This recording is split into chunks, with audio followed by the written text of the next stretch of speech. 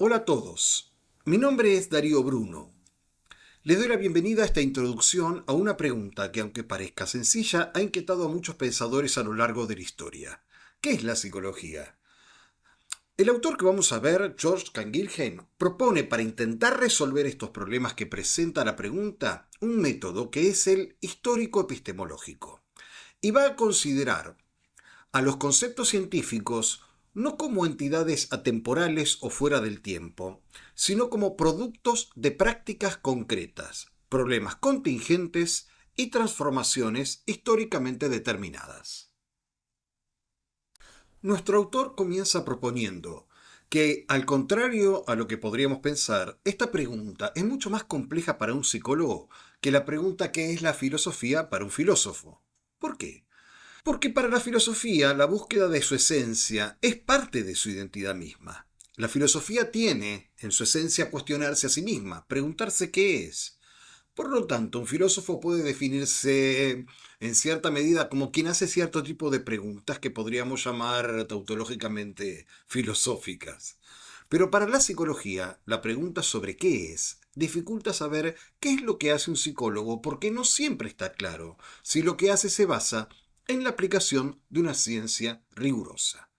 Por ejemplo, en ocasiones, dice el autor, la psicología puede parecer una mezcla de filosofía poco rigurosa, por ser ecléctica en sus métodos y objetos, puede parecer una ética sin exigencia, porque, y esto lo va a desarrollar más adelante en el texto, incorpora observaciones y prácticas sobre el comportamiento humano sin cuestionarse las implicaciones morales o éticas de su accionar, o una medicina sin control porque para mediados del siglo XX no había desarrollado un marco teórico validado rigurosamente para tratar enfermedades poco comprendidas. La psicología como ciencia comienza su recorrido a mediados del siglo XIX. Sin embargo, 100 años después aún no había podido encontrar una unidad metodológica, un solo método y un solo objeto de estudio.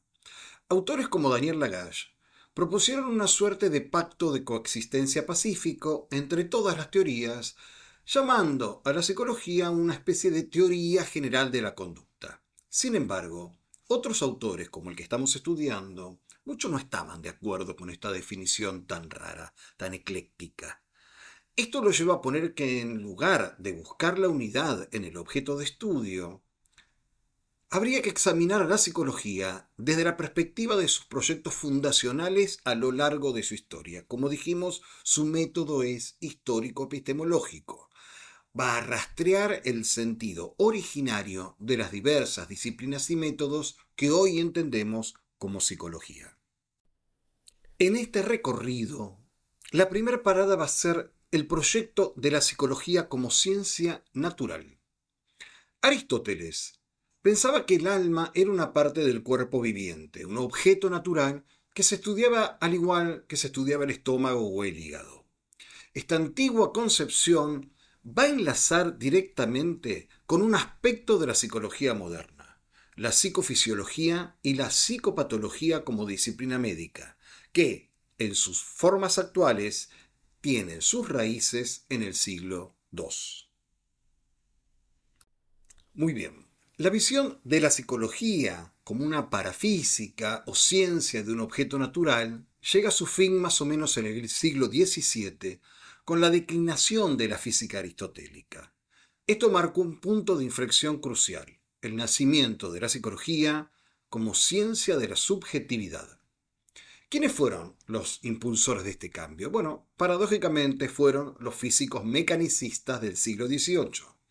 El sujeto humano, el sujeto que experimenta la realidad, al hacerlo la distorsiona inevitablemente, y por ende es el responsable de opacar el acceso al conocimiento y a la verdad sobre la naturaleza. Para los físicos, esta responsabilidad del sujeto era una culpabilidad. La psicología entonces emergió como un intento de disculpa del espíritu, buscando explicar por qué el propio sujeto por naturaleza tiende a engañar a la razón respecto de la realidad. La psicología como ciencia de la subjetividad se convirtió primero en una física del sentido externo para dar cuenta de los contrasentidos que la física mecanicista atribuía a nuestros sentidos en el proceso de conocimiento. Primero, para ser tomada en serio por los físicos y los científicos en general, necesitaba ser al menos una física, o mejor dicho, cumplir con el modelo de ciencia de la época. Y segundo, debía buscar en la naturaleza, específicamente en la estructura del cuerpo humano, la razón de esas irrealidades de la experiencia humana. Dicho de otra forma, debía responder científicamente al problema de la percepción humana. Por ejemplo, ¿por qué cuando vemos alejarse un barco parece que se va achicando y cuando se acerca parece que se agranda? ¿Cómo juegan nuestros sentidos externos y nuestra percepción de la realidad en esa ilusión? Nosotros en esta materia vamos a ver en Wundt, más tarde, que expandió esta psicofísica a una psicofisiología experimental buscando leyes deterministas en los hechos de conciencia, similares a los de la física mecánica. Pero la psicología como ciencia de la subjetividad no se limitó a la física del sentido externo. También se presentó como la ciencia de la conciencia de sí o del sentido interno. El término psicología, con el significado de ciencia del yo, data más o menos del siglo XVIII. Sin embargo, la historia de esta psicología está marcada por malentendidos a menudo relacionados con las meditaciones cartesianas. Cuando Descartes, al principio de su tercera meditación, examina su interior para conocerse mejor, se refiere al pensamiento, a la conciencia del ego cogito, del yo pienso, como conocimiento directo del alma, como entendimiento puro. La meditación cartesiana no era una confesión personal, buscaba el conocimiento del yo, de la conciencia con el rigor y la impersonalidad de las matemáticas. El interior cartesiano no tenía nada que ver con el sentido interno de los aristotélicos, que era un aspecto del cuerpo. Descartes sostenía que el alma se conoce directa y más fácilmente que el cuerpo, una afirmación polémica. Esta disputa continuó con figuras como Maindevillán y Augusto Comte, quienes cuestionaron la introspección cartesiana como método científico.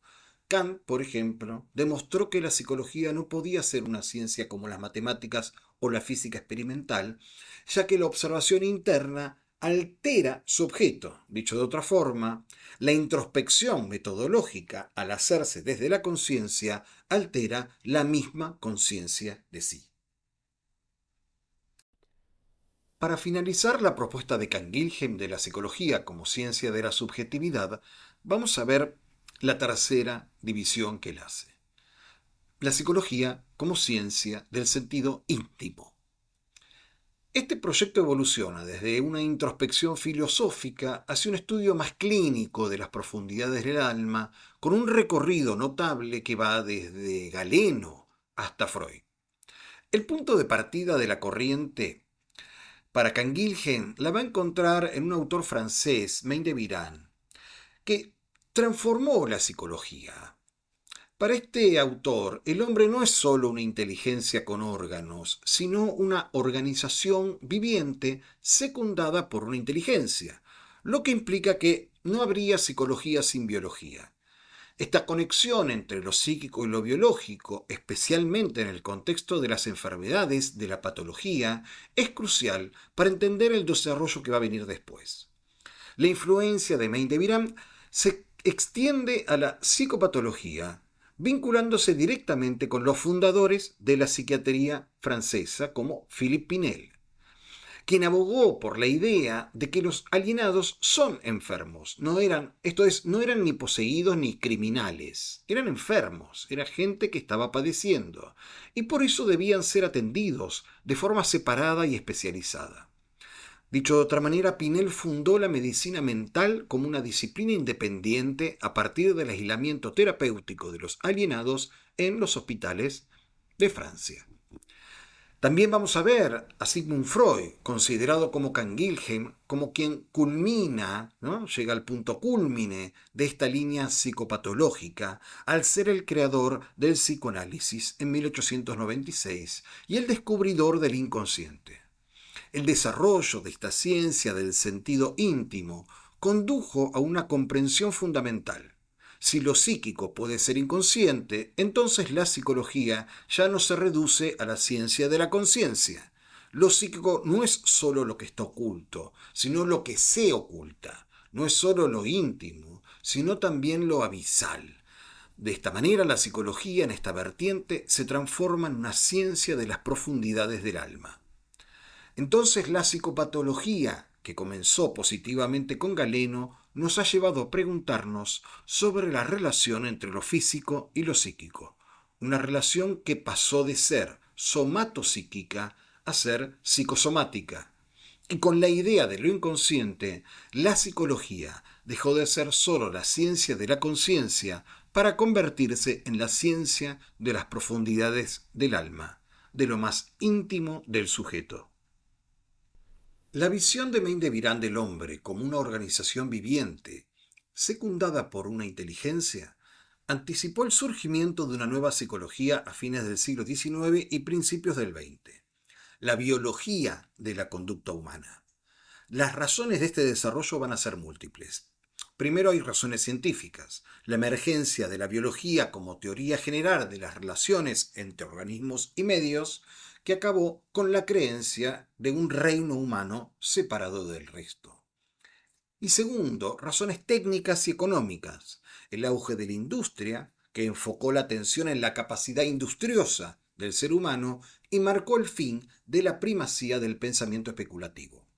Y finalmente, razones políticas, la difusión del igualitarismo, que llevó a la práctica generalizada del peritaje, es decir, de la determinación de las competencias del ser humano y, por ejemplo, el descubrimiento de las simulaciones.